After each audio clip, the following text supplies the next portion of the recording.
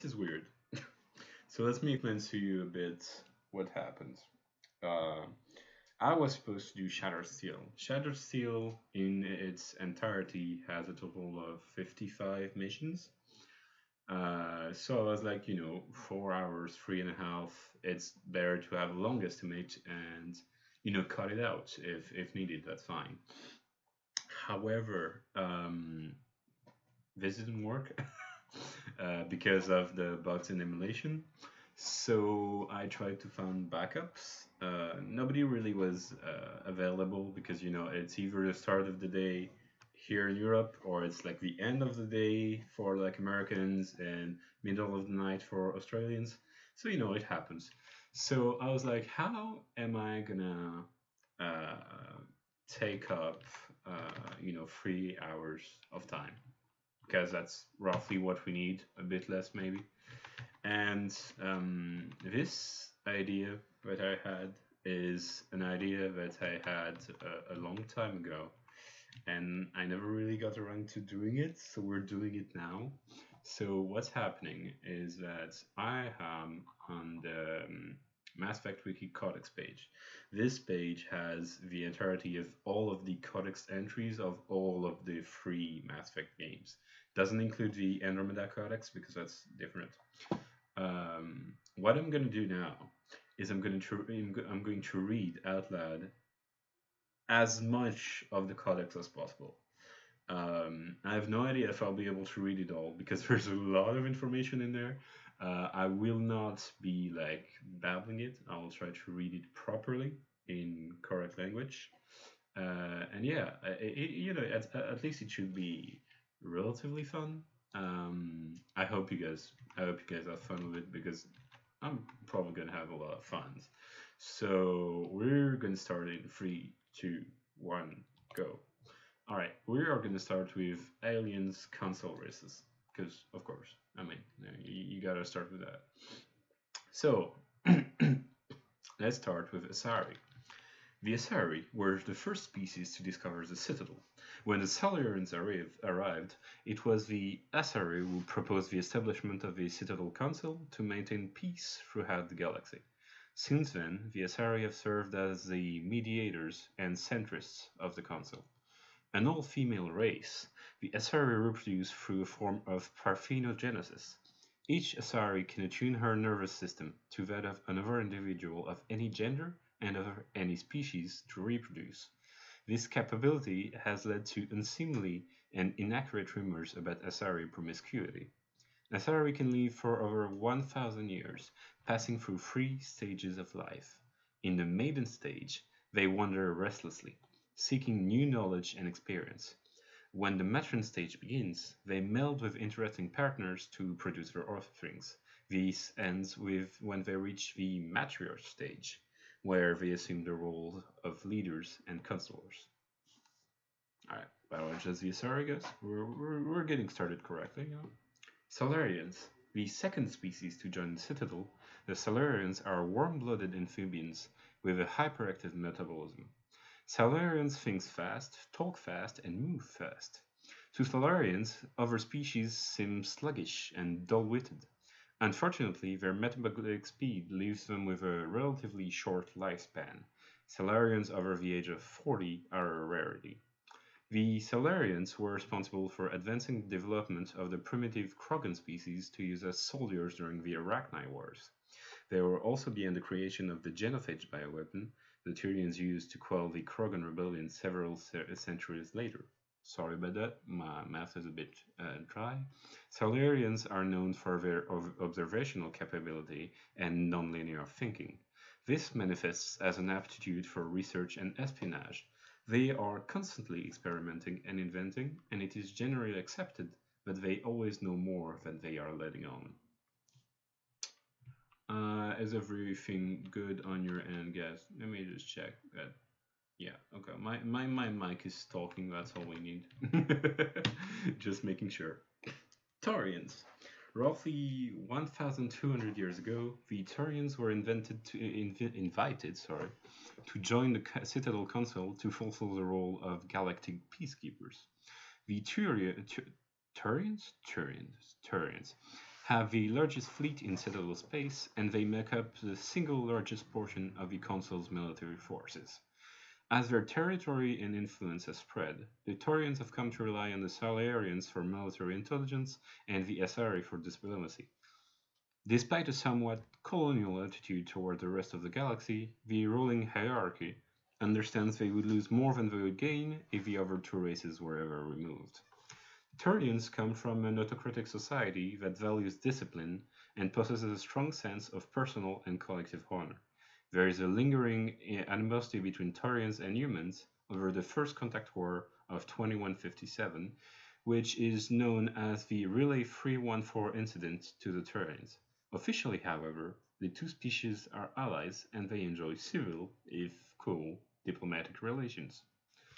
Secondary Codex entries. Asari, Ardatyakshi. Ardatyakshi, demon of the night winds, are Asari suffering from a genetic disorder preventing conventional melding of nervous systems during mating. Instead, Ardatyakshi electrochemically ravage their partners' nervous systems, in extreme cases leaving victims as vegetative invalids or corpses. Asari psychologists regard this incapacity for mental fusion as preventing the development of empathy, leading to psychopathy. There is no known cure. The disorder generally begins in infancy, reaching full pathology during maiden adolescent sexual development. While seductive and sexually driven as other Asari, Ardatyakshi are congenitally sterile. Ancient Asari mythology held Ardatyakshi as gods of destruction, depicting them as villains of countless legends and as the anti-heroes of numerous Asari epics. Contrary to popular belief, Ardatyakshi are neither extremely rare, around 1% of Asari dwell on the AOI spectrum, nor are they all murderers. Most cultivate and discard countless exploitative or abusive relationships during their legally marginal lives. Despite rumors of Ardatyakshi in syndicates, by nature Ardatyakshi are incapable of long-term cooperation. As a disproportionately wealthy species, Asari employ their economic reach and media ownership to hide the AOI pathology from the galactic community, placing most Ardatyakshi in monitored work programs or seclusion. Only the most aggressive cases are sentenced to sanitaria and prisons to the execution lists of just cars. Asari Biology. Asari have a robust cellular regenerative system. While they do not heal faster than other species, Asaris are known to reach 1,000 years of age. Although Asari are of one gender, they are not asexual. An Asari provides two copies of her own genes to her offspring. The second set is altered in a unique process called melding. During melding, an Asari consciously attunes her nervous system to her partners, sending and receiving electrical impulses directly through the skin. The partner can be another Asari or an alien of either gender. Effectively, the Asari and her partner briefly become one unified nervous system. Kind of like the Vulcans, in another universe. This unique means of reproduction is the reason Asari are talented biotics. Their evolved ability to consciously control nerve impulses is very similar to biotic training. Asari believe their offspring acquires the best quality of the father from the melded genes, but evidence is anecdotal. Asari pass through three climacteric, that's a word, life stages marked by biochemical and physiological changes. The maiden stage begins at birth and is marked by the drive to explore and experience. Most young Asari are curious and restless. The matron stage of life begins around the age of 350, though it can be triggered earlier if the individual melds frequently. This period is marked by a desire to settle in one area and raise children. The matriarch stage begins around 700, or earlier if the individual melds rarely. Matriarchs become active in their community as sages and counselors, dispensing wisdom from centuries of experience. While each stage of life is marked by strong biological tendencies, individuals do make unexpected life choices. For example, there are maidens who stay close to home rather than explore. matrons who would rather work than build a family, and matriarchs who have no interest in community affairs. Asari culture. Because of their long lifespan, Asari tend to have a long view, not common to other races. When they encounter a new species or situation, the Asari are more comfortable with an extended period of passive observation and study than immediate action. They are unfazed that some of their investments or decisions may not pay off for decades or centuries. Matriarchs. Sorry for that. Who's calling? Give me a second, guys. Oui.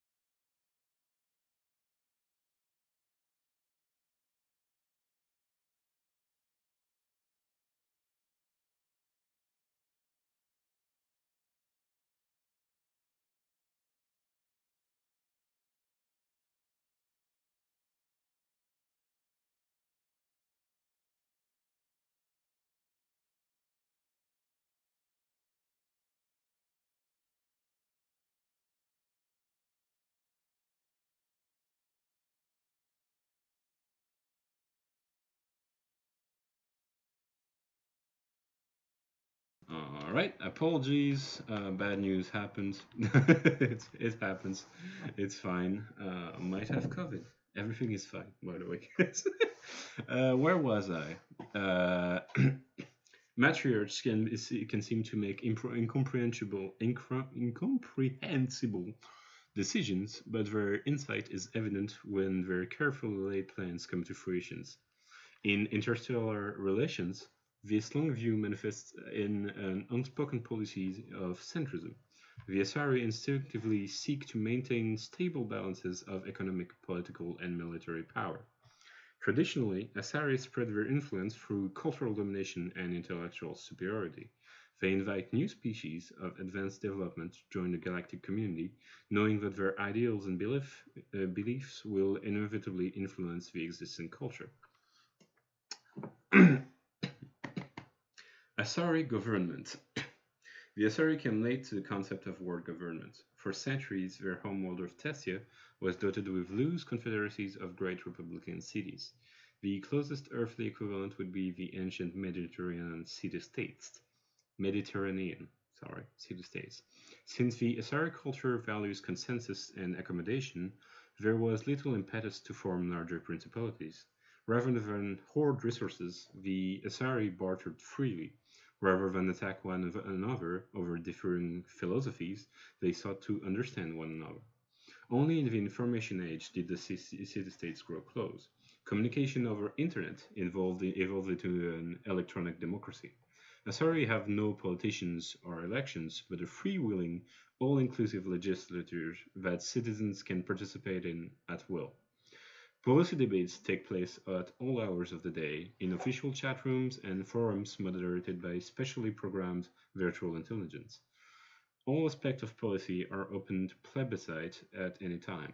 In any given debate, the Asari tend to lend the most credence to the opinions of any matriarch present, nearly always deferring to the experience of those millennia-old wise women. Achieving consensus through public debate may take too long in a crisis. In case where prompt, decisive action is required, the Asari defer to the wisdom of local matriarchs. We're getting through there, guys. We don't have too much. Asari Justicars. Despite the refinement and sophistication of Asari culture, criminality remains a fact of life.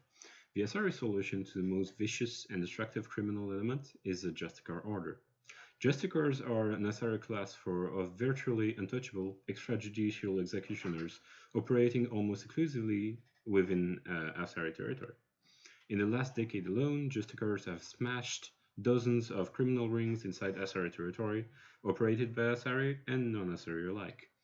Their methods range from subtle where possible to brutal when necessary.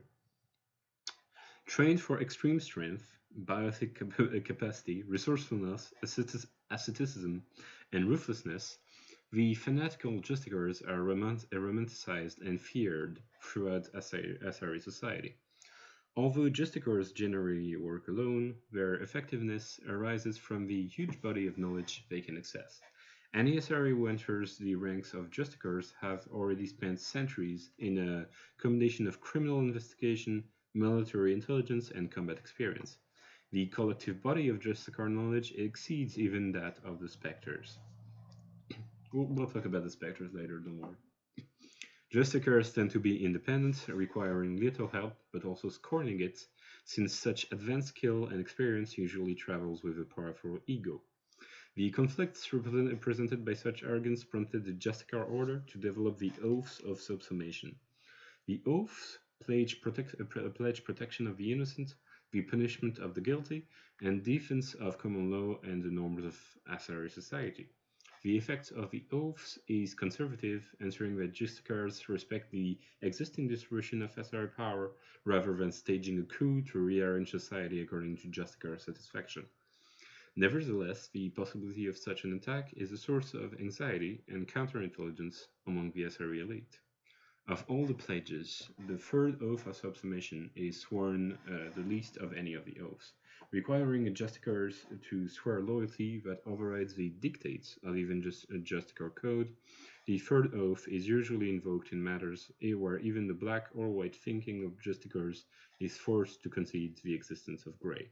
This, by the way, if you guys didn't know, is what happens when Samara becomes loyal to Shepard. She decides to follow someone whether they follow Asari code or not. Asari military doctrine. Let me just check that everything is fine on the other end. Alright, everything's fine. Continuing. If you have questions, by the way, in the chat, don't hesitate to post them. I'm just gonna check quickly. Alright, we're okay, we're okay. So, Asari military doctrine. The Asari military resembles a collection of tribal warrior bands with no national structure. Each community organizes its own unit as the local see fit and elects a leader to command them. Units from populous cities are large and well equipped, while those from farm villages may be only a few women with small arms. There is no uniform. Everyone wears what they like. The Asari military is not an irregular militia, however. Those who serve are full-time professionals. The average Asari huntress is in the maiden stage of her life and has devoted 20 to 30 years to studying the martial arts. Asari choose to be warriors at a young age, and their education from that point is dedicated to sharpening the mind and body for that sole purpose. When they retire, they possess an alarming proficiency for killing. Huntresses fight individually or in pairs, depending on the tactics preferred in their town. One-on-one, a huntress is practically unbeatable, possessing profound tactical insight, a hunter's eye, and a dancer's grace and alacrity. Biotics are common enough that some capability is a requirement to be trained as a huntress. Lack of biotic talent excludes a young Asari from military service. While fluid and mobile, Asari can't stand up in a firestorm the way a Krogan, Turian, or human could. Since their units are small and typically lack heavy armor and support weapons, they are almost incapable of fighting a conventional war, particularly one of a defensive nature. So Asari units typically undertake special operation missions. Like an army of ninja, they are adept at ambush, infiltration, and assassination, demoralizing and defeating their enemies through intense, focused guerrilla strikes. As a proprietarian saying puts it, the Asari are the finest warrior in the galaxy. Fortunately, there are not many of them. Okay. Just checking. Yeah, we're okay. Bit of drop strain, so since we're not actually playing a game, it doesn't really matter. Asari religion.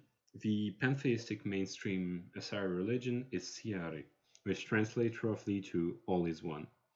The faithful agree on certain core truths. The universe is a consciousness. Every life within it is an aspect of the greater whole, and death is a merging of one's spiritual energy back into the greater universal consciousness.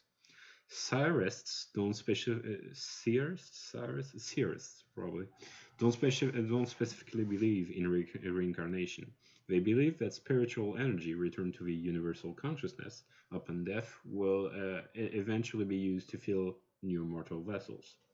So more like recycling, I guess, spiritual energy. Siari became popular after the Asari left their homeworld and discovered the ability to meld with nearly any form of life.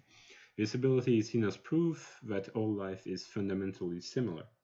Siari priestesses see their role as promoting unity between the disparate shards of the universe's awareness.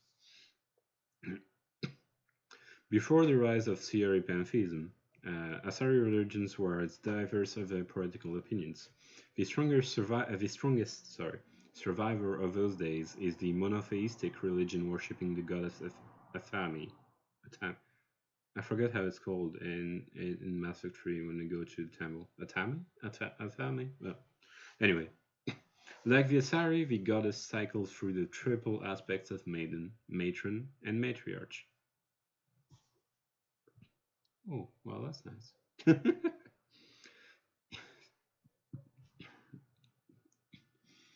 Oh, so we're done with Asari. Let's go to Salarians. We're only 20 minutes in, and we did a fair bit of work already. I'm pretty happy with that. Salarians Biology. Salarians are noted for their high-speed metabolism, which allows them to function on just 1 hour of sleep a day. Their minds and bodies work faster than most sapient races, making them restless and making them seem restless or hyperactive. The drawback of this active metabolism is a short lifespan of around 40 human years. Sorry about that. Just getting a message. We're okay. We're not dead yet. Everything is fine here. The Salarians are amphibian haplodiploid egg layers, which I don't know what it means. Do you guys want to check what haplodiploid means? It's okay. Unfertilized eggs produce males, and fertilized eggs produce females. Once a year, a Solarian female will lay a clutch of dozens of eggs. Social rules prevent all but a fraction from being fertilized. As a result, 90% of the species is male. Solarians have photographic memories and rarely forget facts. They also possess a form of psychological imprinting, tending to defer to those they knew in their youth. Salarian hatching is a solemn ritual in which a Dalatrass, matriarch, isolates herself with the eggs. The young Solarians psychologically imprint on her and tend to defer to her wishes.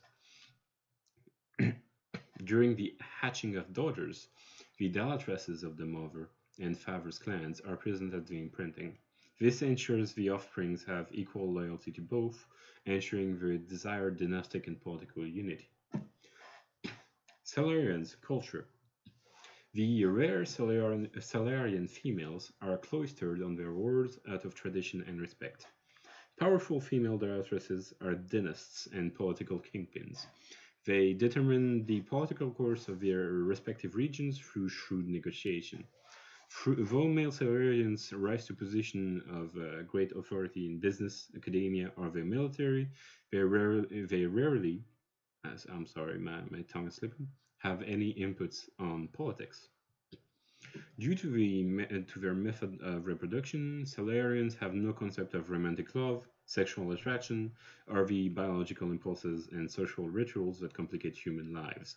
Male-female relationships are rare due to the scarcity of females and more akin to human friendship. Sexuality is strictly for the purpose of reproduction. Ancient social codes determine who gets to fertilize eggs, which produces more daughters to continue a bloodline. Fertilization generally only occurs after months of negotiation between the parent clans and is done for purpose of political and dynastic alliance. No Salarian would imagine defying this code. Salarian names are quite complex. A full name includes, in order, the name of a Salarian's planet, duchy, barony, fiefdom, family, and finally the given name. Yeah, that's actually pretty long, yeah. It kind of reminds me of names from people from Madagascar, that however, like, the entire genealogy in their name. Anyways, Salarians Government.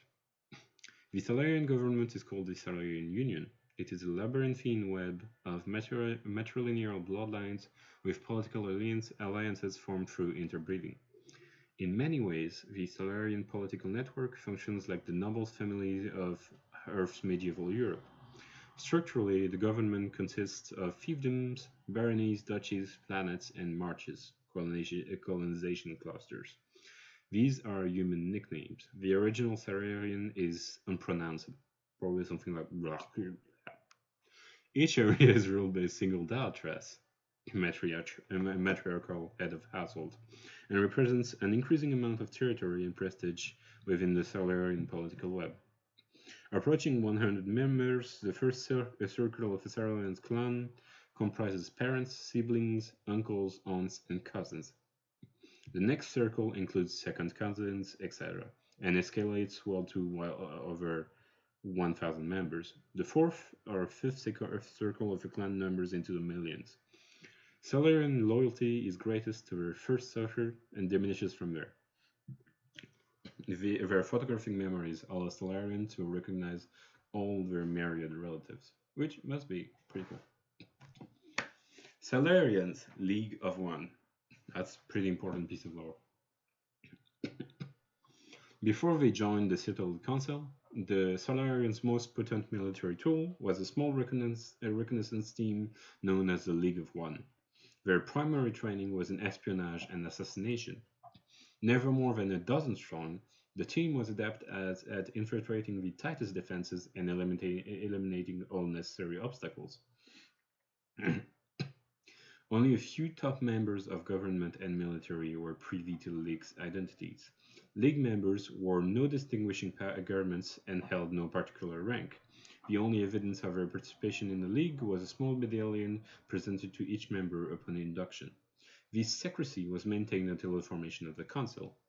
In an effort to dispel rumors and appease their new Asari partners, the Salarian Union released all classified documents pertaining to the League. The League One was suddenly exposed and in danger of being hunted by enemies of the Solarians. Before any harm could be done, the team mysteriously disappeared. Most assumed this was a convenient lie to help hide their identities, but a few months later, the inner cabinet was murdered. Though there was no incriminating evidence, it was clear who was responsible. Realizing the threat posed by this rogue outfit, the Special Task Group dispatched a team of hunters. When they didn't return, the STG dispatched 10 of its brightest operators with broad discretionary powers. Only 2 returned. They reported no evidence of the League. No further incidents were reported, and it was assumed that the League was wiped out. Some recently declassified documents, however, have suggested that there may have been a 13th member who only did the Salarian military. The jealous, basically. Where are we? I'm just checking time, guys. This is just filling up for the rest of the marathon, so I don't want to. Give me a second.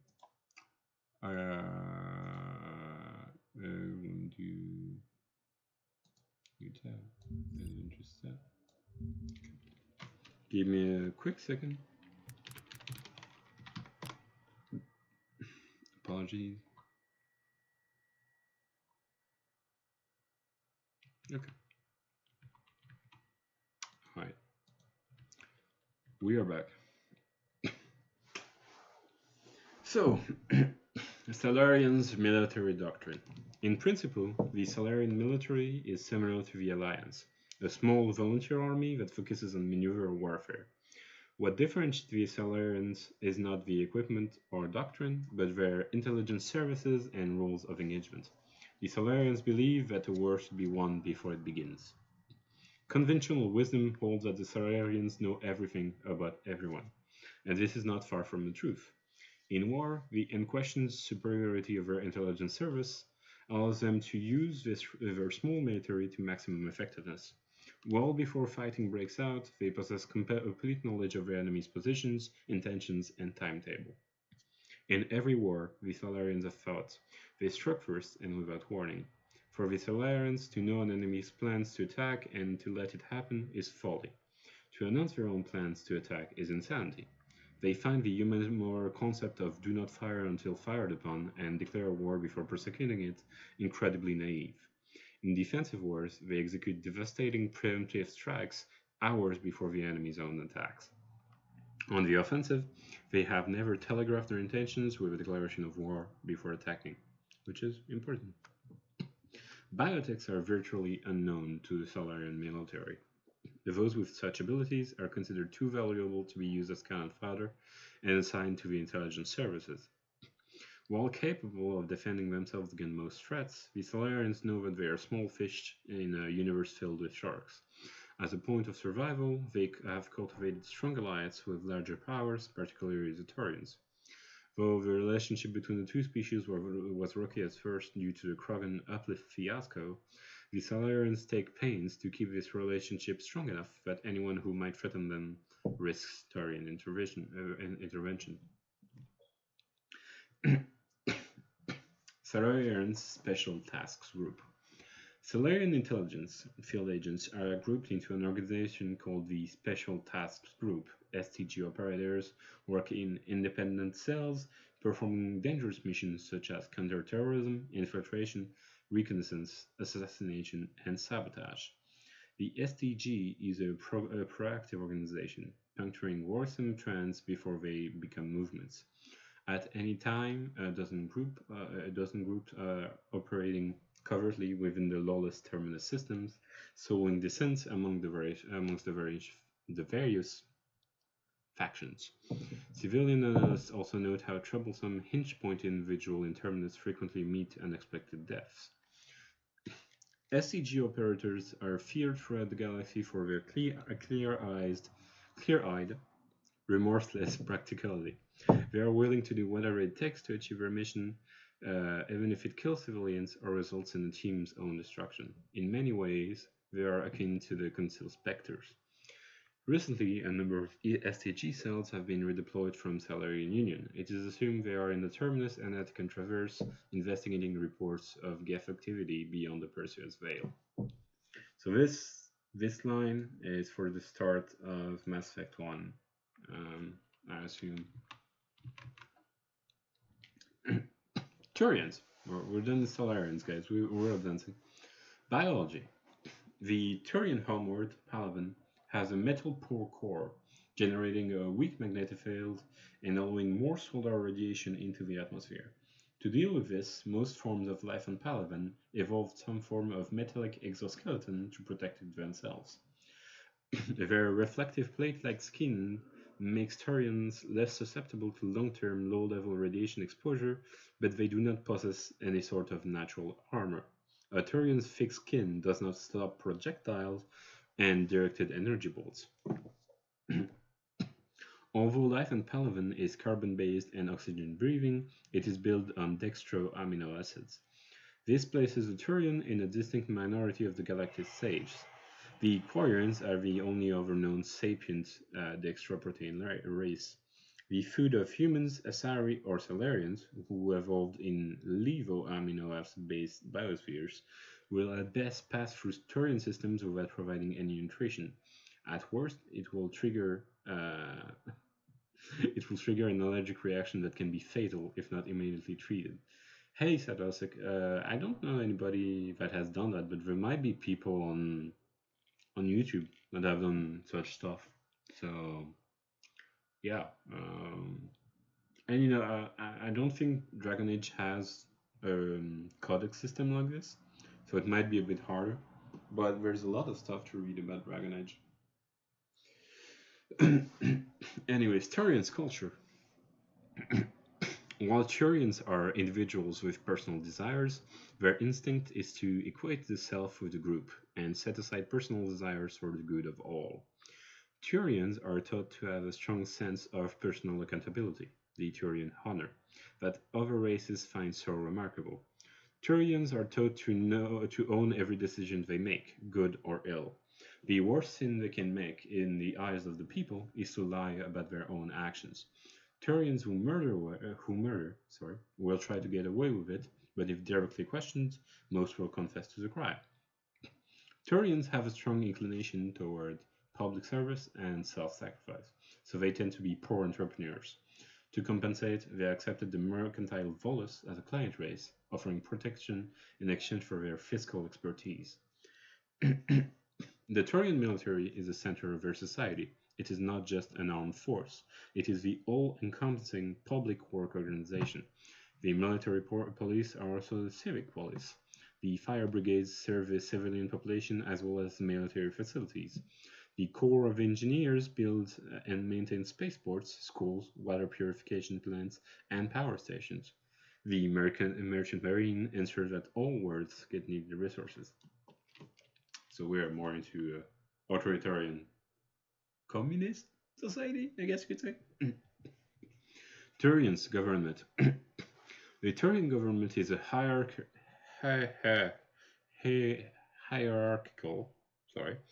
meritocracy. While it has great potential for misuse, this is tempered by the civic duty and personal responsibility Turians learn in childhood. Turians have 27 citizenship tiers. I didn't even know there was that much. Beginning with civilians, client race, and children. The initial period of military service is the second tier. Formal citizenship is conferred at the third tier after boot camp. For client races, citizenship is granted after their individual masters out. Higher ranked citizens are expected to lead and protect subordinates. Lower ranking citizens are expected to obey and support superiors. Promotion to another tier of citizenship is based on the personal assessments of one's superior and core rankers. Throughout their lives, Turians ascended to their higher tiers and occasionally demoted to lower ones. The stigma associated with demotion lies not on the individual, but on those who promoted him when he wasn't ready for additional responsibility. This curbs the tendency to promote individuals into positions beyond their capabilities. Settling into a role and rank is not considered stagnation. Taurians value knowing one's own limitation more than being ambitious. At the top are the Primarchs, who each rule a colonization cluster. The Primarchs vote on matters of national import. They otherwise maintain a hands-off policy, trusting the citizens on each level below them to do their jobs competently. Turians enjoy broad freedoms. So long as one completes his duties and does not prevent others from completing theirs, nothing is forbidden. For example, there are no laws against recreational drug use, but if someone is unable to complete his duties due to drug use, his superiors step in. Judicial proceedings are interventions. Peers express their concerns and try to convince the offender to change. If rehabilitation fails, Turians have no qualms about sentencing dangerous individuals to life at hard labors for the state. Turians. Military doctrine. Although they lack the brutality of the Krogan, the skill of the Asari, and the virtuosity of humans, the Taurian military has formidable discipline. Officers and NCOs are lifers with years of field experience.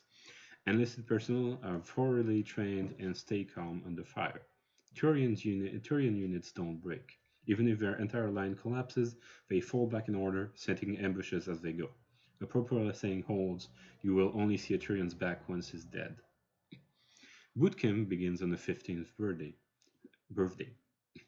Soldiers receive a year of training before being assigned to a field unit. Officers train for even longer. Most serve until the age of 30, at which point they become a part of the reserves. Even if they suffer injuries preventing frontline service, most do support work from behind lines. Biotics are uncommon. While admired for their exacting skills, biotics' motives are not always trusted by the common soldier. The Taurians prefer to assign their biotics to special teams called cabals. Command and control is decentralized and flexible. Individual units can call for artillery and air support. They make extensive use of combat drones for light duties and practice combined arms. Infantry operates with armor, supported by overhead gunships. Strategically, they are methodical and patient, and dislike risky operations. Tradition is important. Each legion has a full-time staff of historians who chronicles battle honors in detail.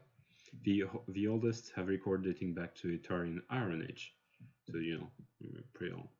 If a legion is destroyed in battle, it is reconstituted rather than replaced.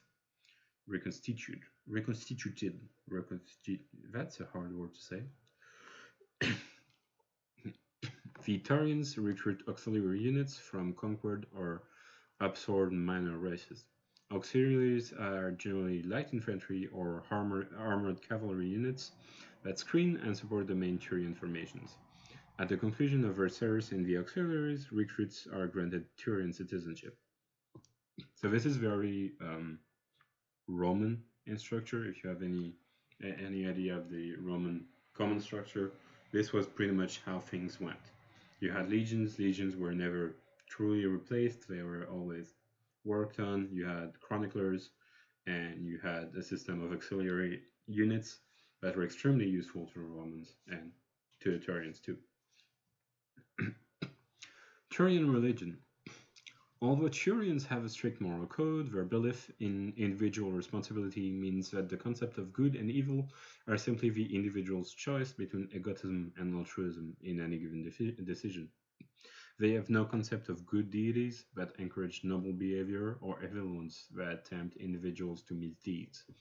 Turians believe that groups and areas have spirits that transcend the individual. For example, a military unit would be considered to have a literal spirit that embodies the honor and courage it has displayed. A city's spirit reflects the accomplishment and industry of its residents.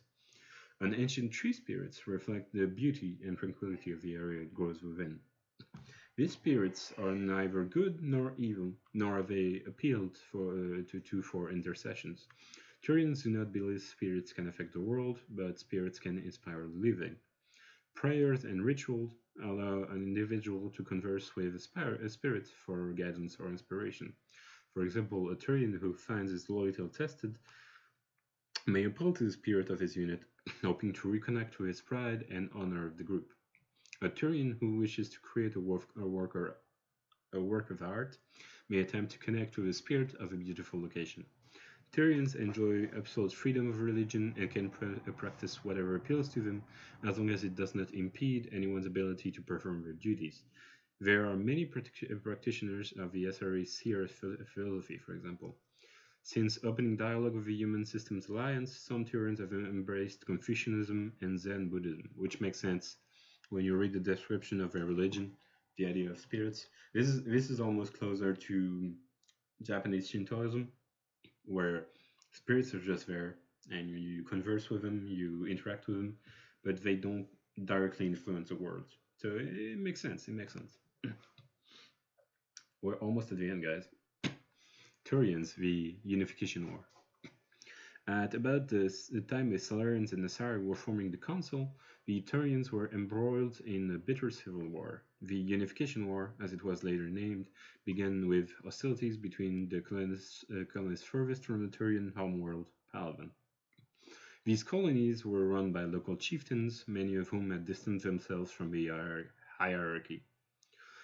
Without the galvanizing influence of the government, the colonies became increasingly isolated and xenophobic.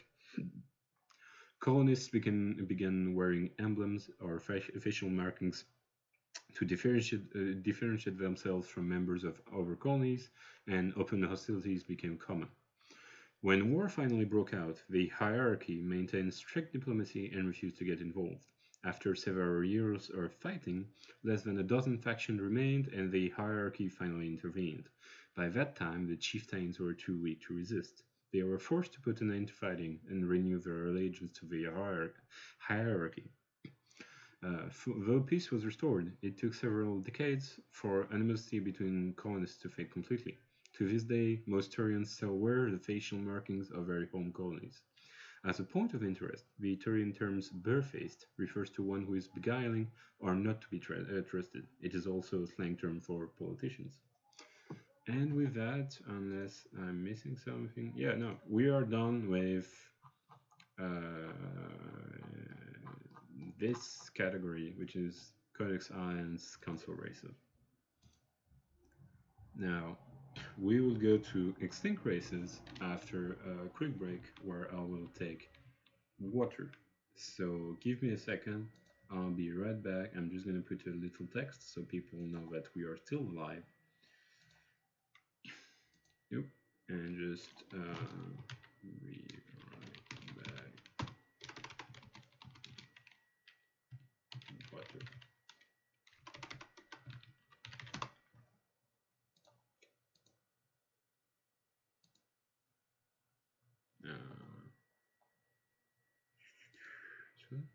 And just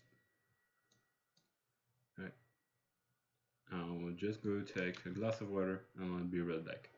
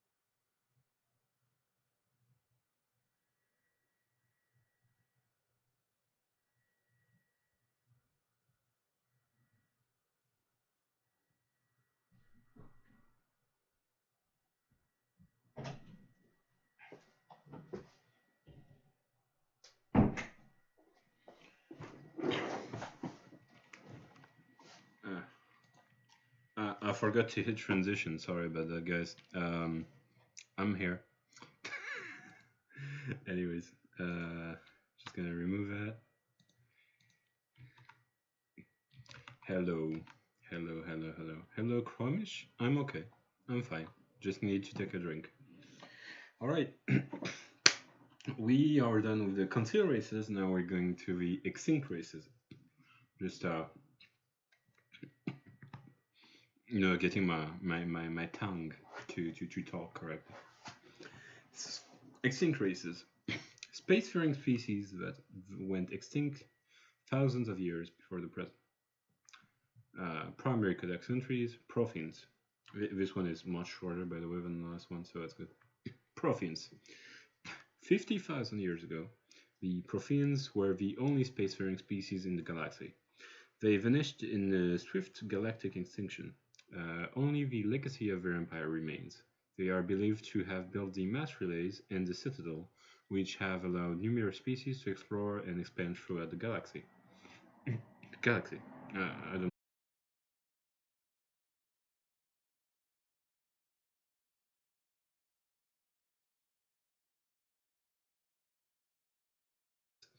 These individuals believe the god myths of ancient civilizations are misremembered encounters with aliens. By the way, this kind of theory is very common currently in complotist circles and people that believe in aliens. So that's interesting. Arachni. Though now extinct, although not entirely, we know that, the Arachni once threatened every species in Citadel space. Over 2,000 years ago, explorers foolishly opened a mass relay to a previously unknown system and encountered something never seen before or since, a species of spacefaring insects guided by a hive-minded intelligence. Unfortunately, the Arachni were not Arachni, Arachni, were not peaceful, and the galaxy was plunged into a series of conflicts known as the Arachni Wars. Attempts to negotiate were futile, as it was impossible to make contact with the Hive Queens that guided the race from beneath the surface of their toxic homeworld. The emergence of the Krogan ended the Arachni Wars. Bred to survive the harshest environments, the Krogans were able to strike at the Queens in their lairs and reclaim conquered worlds.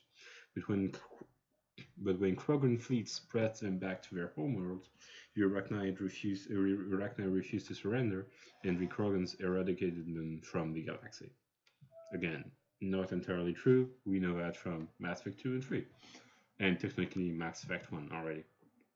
Anyways, secondary Codex entries. Profane's Beacon. The beacon was a profane artifact unearthed on the Alliance colony of Eden Prime. Its resemblance to the profane databanks recovered on Mars provoked immediate interest from the Alliance and the Citadel Council. It proved to be a solid-state data storage device, part of a galaxy-spanning comm network similar to the modern extranet. Intact profane paleo technology is rare. The beacon seemed to promise another quantum leap of technology, akin to the discovery of the Mass Effect drive and relays. Unfortunately, the beacon also drew the attention of the rogue Spectre Saran Arterius and his synthetic allies, the Gaf. A dawn raid by his flagship Sovereign resulted in hundreds of civilian casualties. The beacon was badly damaged, and the motives behind the attack are still being investigated. Of course, we already know why. During the recovery operation, the beacon fired a pulse of energy at the executive officer of the Alliance frigate Normandy, Lieutenant Commander Shepard. We know this guy. Lieutenant Commander Shepard survived and appears to have suffered no ill effects. Afterwards, the beacon fell inert. The mechanism appears to be dead. Profane Cipher. The Profane beacon downloaded its knowledge into Lieutenant Commander Shepard on Eden Prime, causing confusing dreams and vision. While the imagery is becoming clearer with time, the meaning of the beacon communication remains elusive. It has been suggested that profane data recording is highly dependent on a certain point of view, what Carl Jung described as the collective unconscious. The cipher needed to comprehend the images implanted in Shepard's mind is the cultural knowledge of a profane, the archetypes, biological instincts, and common experiences universal to the race. Since the profanes have been dead for millennia, it may be impossible to acquire this cipher. Profane data disks. Despite all the evidence confirming the existence of profanes, little is known about their culture and society. From time to time, dig sites will yield new clues, but after 50,000 years of decay, little of value is unearthed. Recent research has focused on the discovery of profane data disks. On their own, they are frail and rarely found in one piece. Occasionally, however, an intact disk will be discovered within a console or reading device. To date, over 3 dozen disks have been recovered, and a few of those have been restored to a point where researchers can begin analyzing them. Though it may be some time before scientists discover a way to transfer the data of the disk, they are currently considered the most tangible leads for learning more about the profane culture. Just give me a second. Okay, we're good. We're good. Are we still? Yeah, we're good. Okay. Apologies, sorry. Profane Mars ruins. After 20 years of manned research outposts and nearly a century of robotic exploration, the European Space Agency's Lowell City became the first permanent settlement on Mars in 2103. Within the decades, the United States and China had found permanent settlements as well. The South Polar region of Prometheus Planum they developed a Bermuda Triangle reputation. Satellites detected intermittent mass concentrations and magnetic field shifts. In 2148, prospectors working near Diciado crater, which are, by the way, all of those names actually exist, just so you know, discovered an underground complex, a profane observation post. The odd phenomena were generated by the operation and discharge of a Mass Effect core, struggling to function despite 50 millennia of neglect. Earth was electrified by the news. Humanity was unequivocally not alone.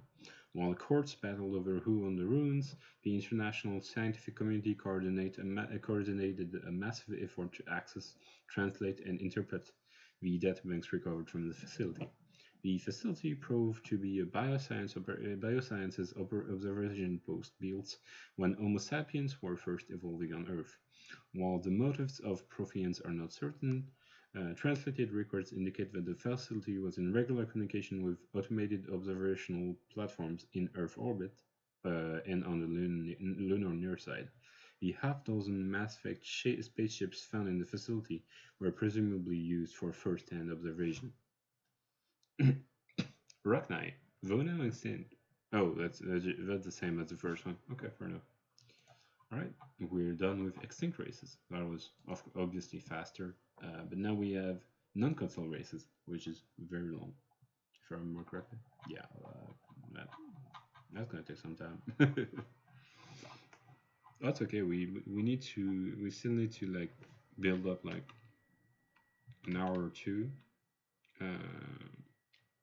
Just let me do that.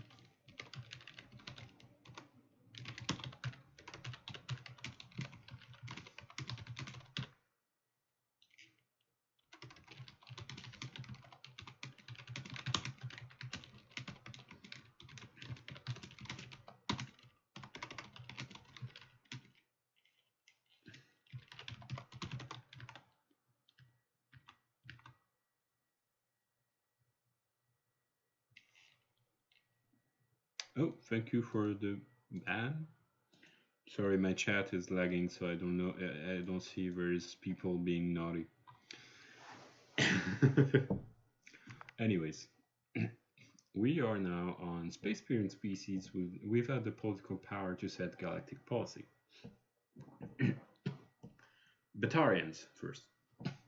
In the early 2160s, the Alliance began aggressive colonization of worlds in the Skylian Verge, much to the dismay of the Batarians who had been developing the region for several decades. In 2171, the Batarians petitioned the Council to declare the Verge a zone of Batarian interest. The Council refused, however, declaring unsettled worlds in the region open to human colonization. In protest, the Batarians closed their citadel embassy and severed official diplomatic relations with the Council, effectively becoming a rogue state. They instigated a proxy war in the Verge by funneling money and weapons to criminal organizations, urging them to strike at human colonies. Hostilities peaked with the Scalian Blitz of 2176, an attack on the human capital of Elysium by Batarian-funded pirates and slavers. In 2178, the Alliance retaliated with a crushing assault on the moon of Taurian, long used as a staging base by Batarian-backed criminals. In the aftermath, the Batarians retreated into their own systems and are now rarely seen in Citadel space. Collectors. Living beyond the Omega-4 mass relay in the terminal systems, the mysterious collector species is glimpsed so rarely as to be taken for a myth by most in galactic society. In reality, collectors are human-sized insectoid bipeds and can resemble massive winged beetles. They are a terrifying force in the galaxy responsible for the murder of hundreds of thousands. Collectors generate permanent stasis fields around themselves, creating nightmarish red-shifted energy fields. In battle, they hold positions whenever possible, relying on their aggressive biotics and nearly limitless power. Several types of bipedal collectors have been identified, including minions, defenders, zealots, assassins, and artillery operators. Acting together, collectors have imprisoned entire cities in stasis. While no definitive forensic account exists to explain the fate of those imprisoned, leading speculation is that victims are harvested for scientific experimentation and neurobiological repurposing. The Drell. 2 centuries ago, the Hanner helped 375,000 members of the Drell race migrate to the Hanner homeworld Kajay to escape the environmental extermination that had claimed the remaining 11 billion Drell. Um, Nearly all Drell demonstrate tremendous loyalty to their famously reclusive saviors. The intimacy of their relationship, expressed in a formal social-political alliance called the Compact, also results in extremely close personal relations in which some Drell actually learn Hanar soul names, which are important. We'll discuss Hanar later. While most Drells reside on Kaje, I suppose it's Kaje, I don't know. Some assist Hanar off-world as envoys, researchers, co-investors, wayfarers, assassins, or otherwise, eager to help their saviors. For a century, galactic wisdom has held that behind any high-ranking honor hides a resourceful and fanatically devoted Drell. The omnivorous reptilian Drell possesses an average lifespan of 85 galactic standard years. Having evolved on an arid planet, Drells face serious illness on the Hanar mode, especially Capral syndrome, a fatal bacterial lung disease.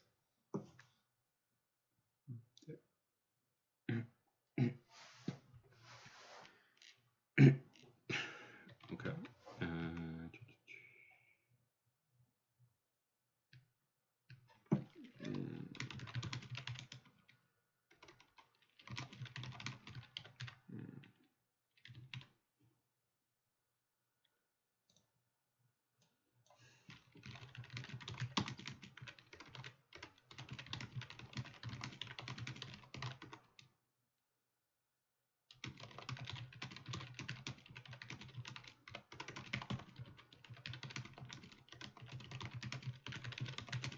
Sorry about that, guys. Elcor. The Elcor are a Citadel species native to the high-gravity world Decuna. They are massive creatures standing on 4 muscular legs for increased stability. Elcor move slowly, an evolved response to an environment where a fall can be lethal.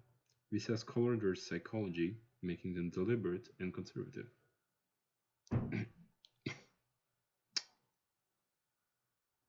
Elcor speech is ponderous and monotone. Among themselves, scent, slight movements, and subvocalized infrasound convey shades of meaning that make a human smile seem as subtle as a fireworks display. Since their subtlety can lead to misunderstandings with other species, the Elcor often go out of their way to clarify whether they are being sarcastic, amused, or angry, or anything else really. They just display their emotions in words. Decuna's high gravity impedes mountain formation. Most of the world consists of flat, open plains, which prehistoric Elcor wandered across in small family bands. Modern Elcor still prefer open sky and become restless and uncomfortable on long starship journeys.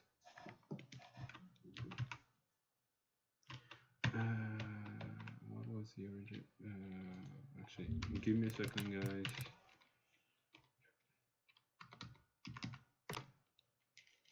I just need to do this.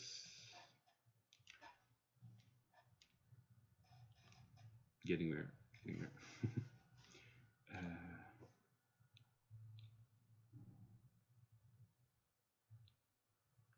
We can be a bit early. No.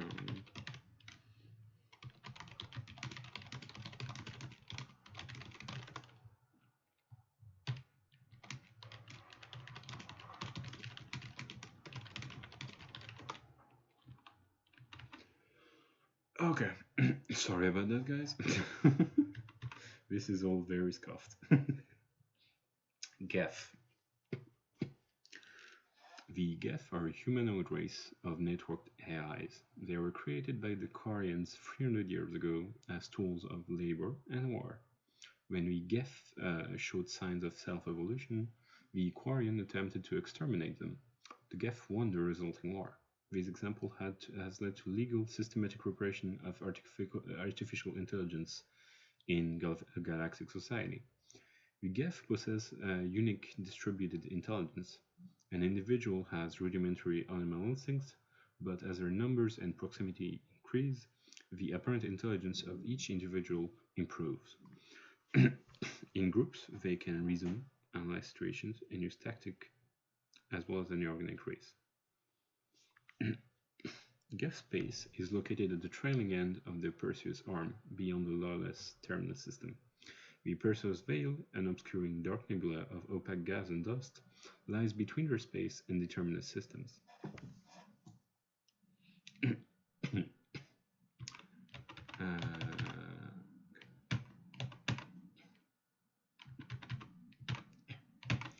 Vihanar. Vihanar are a citadel species known for excessive politeness. They speak with scrupulous precision and take offense at improper language. Hanar that expect to deal with other species take special courses to help them unlearn the tendency to take offense at improper speech. Imagine that. All Hanar have two names. The face name is known to the world. The soul name is kept for use among close friends and relations. Hanar never refer to themselves in the first person in conversation with someone they know on a face name basis. To do so is considered egotistical, so instead they refer to themselves as this one or the impersonal it. Their onward Kaji has 90% ocean cover and orbits an energetic white star, resulting in a permanent blanket of clouds. Due to the presence of profane runes on the world, many Hanar worship them, and Hanar myths often speak of an earlier race that civilized them by teaching them language. Keepers. When the Asari discovered the citadel, they also discovered the Keepers, a docile, multi-limbed insect race that seemingly exists only to maintain and repair the Great Profane Station. Early attempts to communicate with or study the Keeper were failures, and it is now illegal to interfere with or impede Keeper activity. Because they are completely non-threatening, Keepers have become virtually invisible to everyone else. Similarly, they seem indifferent to our species except for their tendency to help new arrivals integrate themselves into the citadel. No matter how many Keepers died due to old age, violence, or accidents, they maintained a constant number. No one has discovered the source of new Keepers, but some hypothesize they are genetic constructs, biological androids created somewhere deep in the inaccessible core of the citadel itself.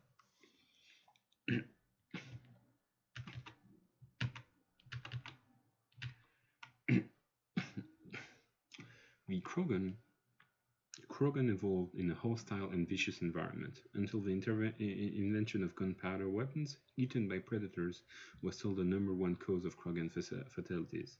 Afterward, it was death by gunshot. When the Salarians discovered them, the Krogan were a brutal, primitive species struggling to survive a self-inflicted nuclear winter. The Salarians culturally uplifted them, teaching them to use and build modern technology so they could serve as soldiers in the Arachnite War. Liberated from the harsh conditions of their homeworld, the quick-breeding Krogan experienced an unprecedented population explosion. They began to colonize nearby worlds, even though these worlds were already inhabited. The Krogan rebellions lasted nearly a century, only ending when the Turians unleashed the Genophage. Solarian developed a bioweapon that crushed all Krogan resistance. The Genophage makes only 1 in 1,000 pregnancies viable, and today the Krogan are a slowly dying breed. Understandably, the Krogan harbor a grudge against all other species, especially the Turians. Not the humans that much, because the humans don't like the Turians, so the Krogans actually like the humans, but we don't talk too much about that. Praetorians. Hovering tanks resembling a cross between an octopus and a giant crab, Praetorians are well-armored killing machines of mysterious origin. Praetorians employ redundant systems from the multiple humans encaged within them. Armed with eye-mounted particle beams, they are capable of unleashing devastating, close-ranged energy attacks that also regenerate their shields. Within hours after death, the organic components of Praetorian corpses disintegrate into a denatured pus, while their mechanisms turn to ash. One specimen, autopsied within minutes of death, reveals a clue. Nanomachines may disintegrate the Praetorian organic and mechanical components before self-destructing. If correct, this self-rendering hypothesis could account for 3 documented cases of dead Praetorians apparently releasing or becoming clouds of neurotoxic gases, causing suffocating paralysis and nearly instant death. In one remote facility, 17 soldiers died from gas inhalations while assessing the Praetorian. Any personnel in the vicinity of dead Praetorians are urged to protect themselves with breathing apparatus. Warriors. Driven from their home system by the Gaf nearly 3 centuries ago, most Quarians now live aboard the Migrant Fleet, a flotilla of 50,000 vessels, ranging in size from passenger shuttles to mobile space stations. Home to 17 million Quarians, the flotilla understandably has scarce resources. Because of this, each Quarian must go on a rite of passage known as a pilgrimage when they come of age. They leave the fleet and only return once they have found something of value that they can bring back to their people. Other species tend to look down on Aquarians for creating the Gef and for the negative impact their fleet has when it enters the system. This has led to many myths and rumors about Aquarians, including the belief that underneath their clothes and breathing masks, they are actually cybernetic creatures, a combination of organic and synthetic parts. Reapers. A myth common to several cultures in the galaxy, Reapers were imagined to be space monsters who consumed entire stars. Archaeologists and mythologists attempting to uncover sources for such myths have yielded little except interstellar religious themes of all-consuming devils common to primitive cultures. Reapers indoctrination. Reaper indoctrination is an insidious means of corrupting organic minds, reprogramming the brain through physical and psychological conditioning using electromagnetic fields, infrasonic and ultrasonic noise, and other subliminal methods. The Reaper's resulting control over the limbic system leaves the victim highly susceptible to suggestions. Sorry, I'm bad. Organics undergoing indoctrination may complain of headaches and buzzing or ringing in their ears. As time passes, they have feelings of being watched and hallucinations of ghostly presences. Ultimately, the Reaper gains the ability to use the victim's body to amplify its signals, manifesting as alien voices in the mind. Indoctrination can create perfect deep cover agents. A Reaper's suggestions can manipulate victims into betraying friends, trusting enemies, or viewing the Reaper itself with superstitious awe. Oui. Je pense qu'on va manger d'ici.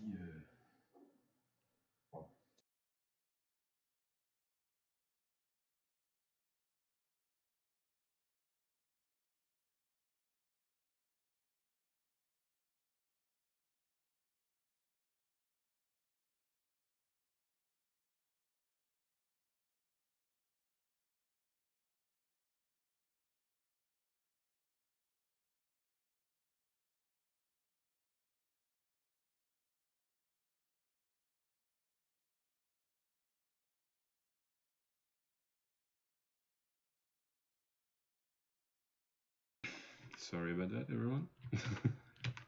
We're back. We are indeed back. So,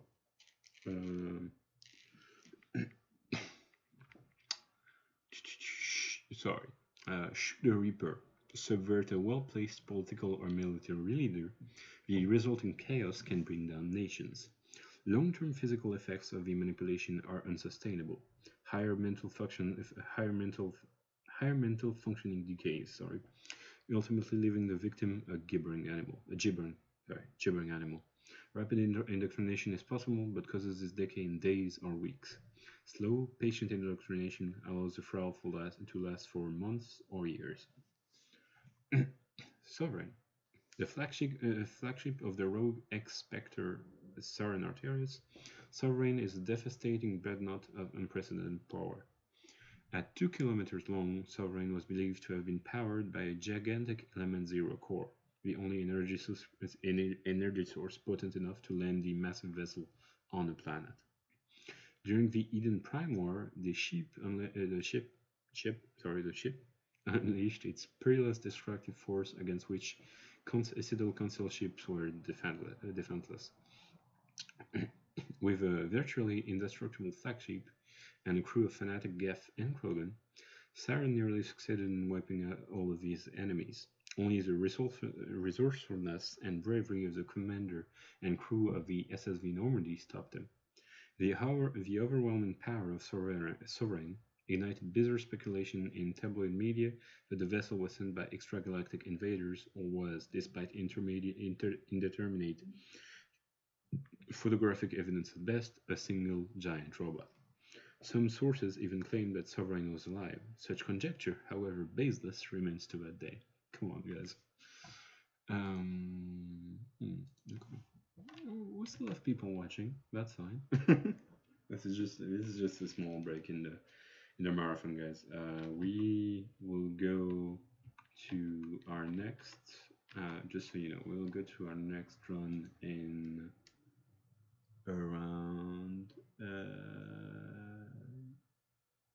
around like 40 minutes maximum. So don't worry if you are interested in Baldur's Gate. It's coming soon. But in the meanwhile, I need to stall for time. Anyways, the Volus. The Volus are a member species of the Citadel with their own embassy, but they are also a client race of the Turians. Centuries ago, they were voluntarily absorbed into the hierarchy, effectively trading their mercantile prowess for Turian military protection. Irun, I think that's how it's called. Irun, their homeworld, lies far beyond the normal life zone of its star. However, the world has a high-pressure greenhouse atmosphere that traps enough heat to support an ammonia-based biochemistry. As a result, the Volus must wear pressure suits and breathers when dealing with other species, as conventional nitrogen-oxygen air mixtures are poisonous to them. And in the low-pressure atmospheres tolerable to most species, their flesh will actually split open. Volus culture is tribal, bartering lands and even people to gain status. This culture of exchange inclines them to economic pursuits. It was the Volus who authored the Unified Banking Act, and they continue to monitor and balance the Citadel economy. Almost done with the primary Codex issues, guys. Vorcha. Although they resemble a mammal-reptile cross, the Vorcha have no terrestrial analog. They are humanoid in form, but Vorcha have clusters of non-differentiated neoblast cells, like those of Earth's planarian worms. Damaged Vorcha cells mature into specialized structures to elevate injury or stress. Transformations include thicker skin following injury, lung adaptation for barely breathable atmospheres, and stronger cardiovascular muscle under high gravity. Enjoy a bit of dinner, guys.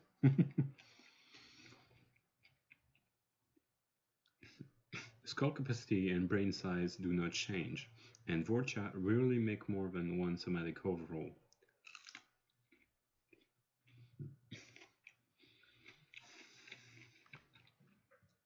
Vorcha assault each other frequently, causing their young to gain strength, intelligence, and resilience.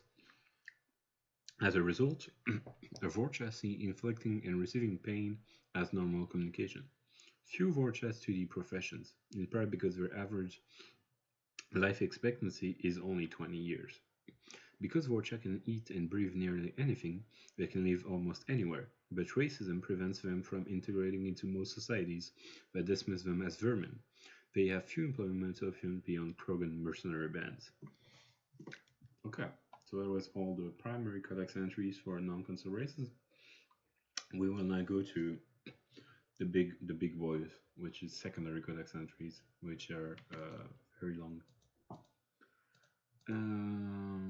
Just checking that everything is okay. We are not dropping too many frames, so that's good. Okay. All right. Are you guys doing fine in the chat? I hope. Just gonna hit a few radishes.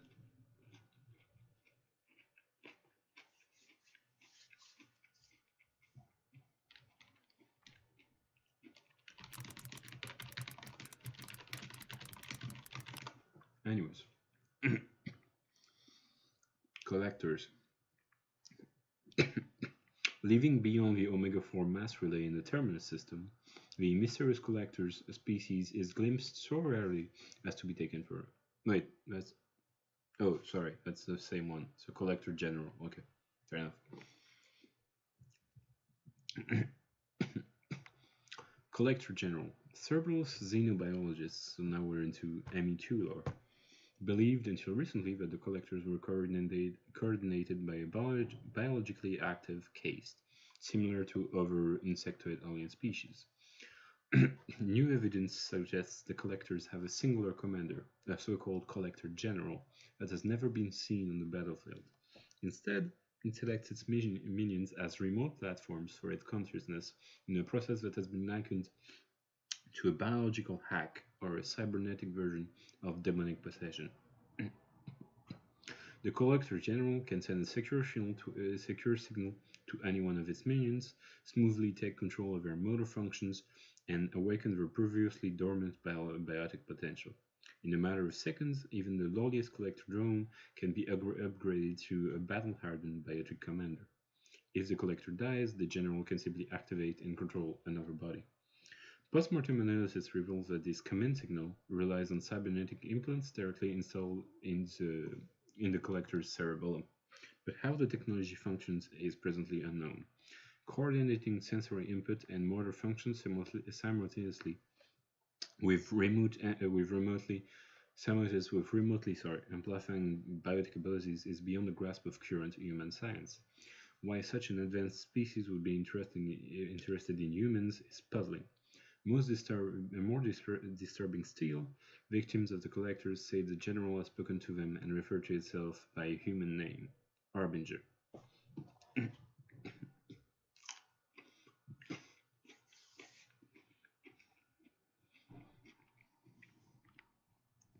Collectors, Harbinger. Since we're on the subject, while monitoring outgoing transmissions sent by the mysterious leader of the collectors to his minions on the battlefield, Cerberus intelligence experts have also intercepted incoming transmissions. The signals were encrypted commands sent to the Collector General from a source outside the galaxy. This directing intelligence is likely the Reaper that refers to itself as Harbinger. This includes that this indicates that the Collector General previously thought as a puppeteer-like figure was essentially a mere conduit through which Harbinger mobilized the Collector's mission to protect and nurture an embryonic Reaper by providing it a steady supply of humans. In this way, the Collectors allowed the Proto-Reaper to incorporate the human genome into its own construction, though why a Reaper would want such a thing is still unclear.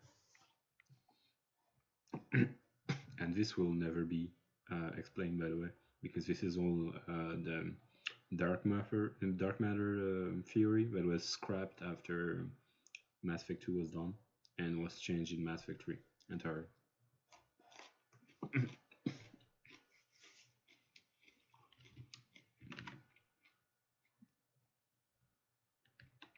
Apologies for the crunching.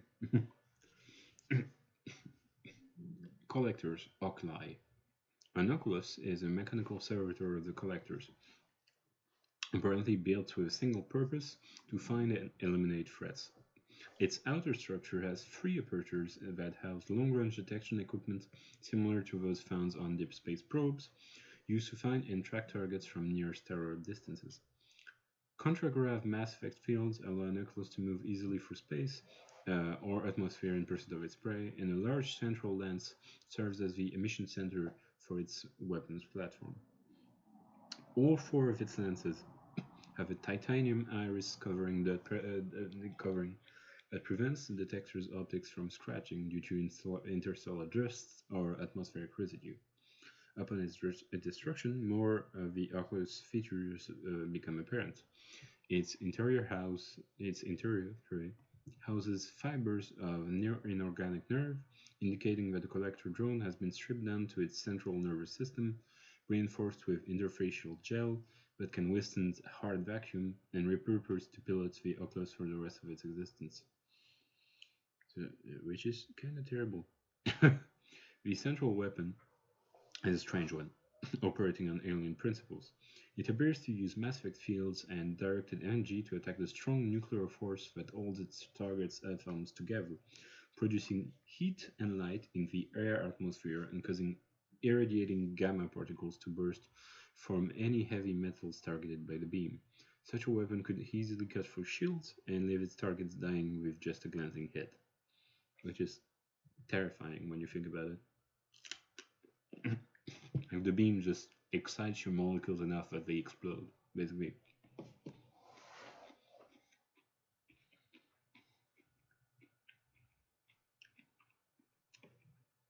Drell biology. Drells are omnivorous reptile-like humanoids with a human average lifespan of 85 galactic standard years. They give live birth to their young, who are capable of eating solid food from the moment they are born. Drell appearance is very similar to Asari humans, but their muscle tissue is slightly denser from that of humans, giving them a wiry strength. Many of their more reptilian features are concealed, like a three-chambered heart with a muscular ridge that is capable of shunting oxygenated or deoxygenated blood as needed. One unique characteristic, however, is the hyoid bone in their throat, which allows them to inflate their throat and produce vocal sounds outside of the human range. Would-be assassins have noted that these two features make Drells extremely hard to strangle or suffocate.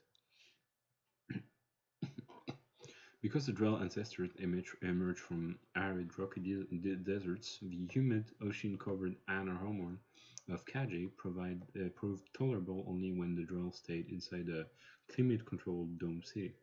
Due to this huge disparity in the two species' homeworld environments, the leading cause of death among the Drells and Kage is a bacterial lung disease called Capral syndrome.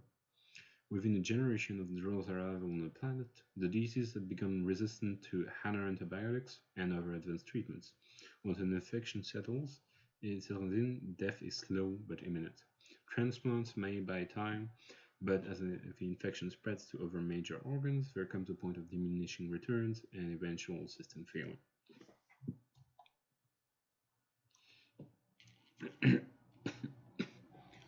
Drell culture. 8 centuries ago, the already arid Drell homeworld, Rakana, began its swift descent into lifelessness due to disastrous industrial expansion. Because their population was bursting at 11 billion, and they did not possess industrial flight capacity, the Drell would have been doomed without the intervention of the Hanar. Following first contact, the Hanar spent 10 years transporting 375,000 willing Drell to their own homeworld, Kage. The remaining billions perished in their dying world, warring against each other for diminishing resources of water and food. Today, only a few thousand survive on Rakana, in clusters never exceeding a few hundred. Now a cemetery world, Rakana's population can double during pilgrimage season. Drell have been part of the galactic community for almost 2 centuries. Most reside in Kage, content to coexist with the Hanar. Those who leave Kage tend to be adventurers. Gifted by the Hanar with acute perception of interspecies body language, solitary Drell travelers often seek out new species elsewhere, adapting these species' cultures and rarely returning to Kage. Such Drells number in the thousands and are scattered across the galaxy, tending toward quiet, integrated lives. On Kage, the Hanar afforded the Drell every opportunity to thrive. While outsiders and even some Hanar regard the Drells as junior partner, if not actual servants, Drell have integrated themselves into every level of Hanar society as respected, productive citizens. Interesting.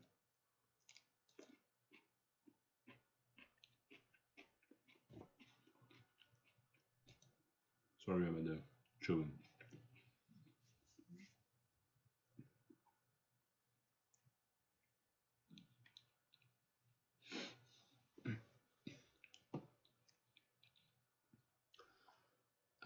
Where are we? Yeah, we are in Gaf armatures.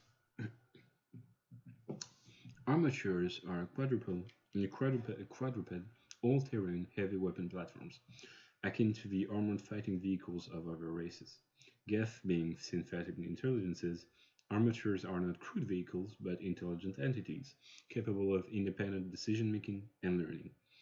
Armatures are equipped with heavy kinetic barriers. Their main cannon mounted on the articulated head turret appears to be a highly efficient conventional mass accelerator. It is capable of firing in anti-personnel and anti-tank modes. Some armatures can carry drones into battle, presumably for reconnaissance purposes. Others host a swarm of insect-sized Reaper microbots. Geth culture. The most remarkable aspect of Geth culture is that it may not exist at all. Geth are a network intelligence, a single entity in myriad bodies. They share data with one another, whether discrete facts or memories, audiovisual recordings of experiences, and logs of thought processes. Any event experienced by one Geth is uploaded to group mind so that all Geth everywhere remember such an event as if they'd experienced it themselves. No one knows whether Geth developed personalities as organic created AIs do. If an organic designed AI is transformed into another quantum blue box, its personality is reset. Most Geth programs transform from one hardware platform to another constantly. If a Geth needs to travel to another star, it downloads into a starship body. If it needs to replace a piece of malfunctioning hardware, it downloads into a small body with hands. If Geth are reset at transfer, it will make development of individual personalities unlikely. Records of the Quarian War suggest that the Geth have no concept of self-preservation. They do not flinch from gunfire and do not hesitate to sacrifice themselves if it allows their fellows an advantage. The thousands of mobile platforms were expanded assaulting Quarian positions, but file sharing between platforms and server memories and experience would not be lost. Geth are therefore immortal. If their hardware is destroyed, archival copies of their programs and databases can be downloaded into a new body. With the gap in contact between the Quarian War and the arrival of Sovereign, the only proven fact about the Geth is that they were isolationists for centuries. They never ventured outside the Perseus Veil, but no organic ship that entered their territory ever returned. Geth heretics. Conversations with the Geth programs dubbed Legion have brought to light a profound schism in Geth society. When Saren Arterius approached the Geth in the Dreadnought Sovereign, some of them chose to follow him, most did not. Saren's followers were allowed to leave Geth society but were dubbed heretics by those that remained. This revelation implies several things. First, the majority of Geths chose not to attack organic society. Second, the Geth forced the Council and Alliance fleets. Second, the Geth forces, the Council and Alliance fleets, have battled the last 2 years, represent only a small portion of their actual military and economic power, perhaps as little as 5% of mainstream Geth society. Third, this schism suggests that individual Geth possess more free will and perhaps even personality than previously suspected. Without such individuality, no Geth could have deviated from the group decision to join or reject certain mission. Tu peux te décaler un peu ton ordi.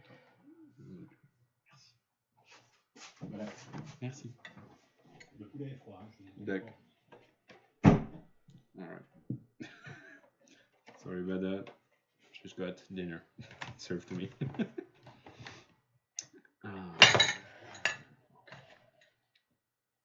Just gonna take care of that really quickly. Okay. So, what time is it? We're fairly close. I'm gonna read a few more, and then we're gonna take a break. We're gonna be done with the war, and we're gonna pass to Baldur's Gate so that we can get back on schedule. All right, where were we? Oh yeah. Without such yes, there could not have been division. Finally, there is matters of Legion's word choice. The Gaf used the English word heretics to describe Sauron's followers.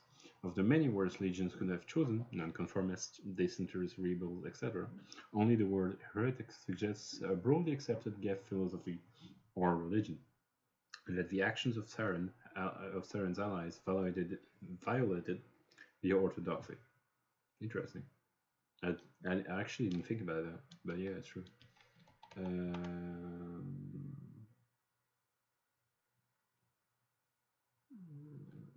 Yeah, we're gonna read up to this. We're gonna finish Gaf, and then we're gonna go to break. Sorry about that, guys. Gaf Hoppers. The Gaf models, collectively dubbed Hoppers by Alliance forces, are electronic warfare platforms. They can project electromagnetic radiation across a broad spectrum as an offensive weapon. They can also perform cyber warfare attacks against the onboard computers of body armor, hard suits, and weapons, adversely affecting their performance. The structure of hoppers consists of an advanced and highly elastic artificial muscle material. This allows a hopper to compress its entire body for powerful leaps. Hoppers also have thousands of molecule-scale barbs on the surface of their hands and feet, which are used to cling to walls and ceilings. Hoppers are very difficult targets, leaping from one surface to another in rapid succession. The Turians have no record of any Gaf model similar to Hoppers. This new morphotype must have been developed over the last 300 years by the Gaf themselves. This is troubling proof that the Gafs are continuing to move towards technological singularity. Experts in synthetic life are intrigued that Hoppers appears to be even more organic than the baseline Gaf. The identified subtypes of Hoppers have been codenamed Sapper, Stalker, and Ghost. Finally, Gav Technology. The most difficult aspect of Gaf existence for organics to comprehend is that the body is meaningless to Gaf. The biped form commonly perceived as a Gaf is nothing more than a mobile platform. A Gaf software, hundreds of programs whose interactions mimic organic consciousness, can be installed in any given hardware. The Gaf that was a bipedal soldier an hour ago may now be a quadruped heavy armature, and in another hour might be a starship. Between tasks, Gaf programs upload to gigantic space station mainframes that allow billions of programs to exchange thoughts and memories with minimal lag. The claim that Gaf are an example of the extreme risk posed by AI development is misleading. As opposed to top-down design of organic created AIs, in which hardware and software are specifically designed to achieve consciousness, Gaf are a bottom-up model. They were never intended to possess more than animal-level trainable reasoning. Designed as VI-driven robots, no significantly different from modern security mechs, Gaf consciousness developed as their adaptive learning program interacted with one another via network processing. The Gaf code base discovered that 3 individual robots using a wireless local network to form a single mind could perform many tasks more efficiently than they could as individuals. As these local networks were more heavily exploited, they reached a critical mass of processing, achieving consciousness.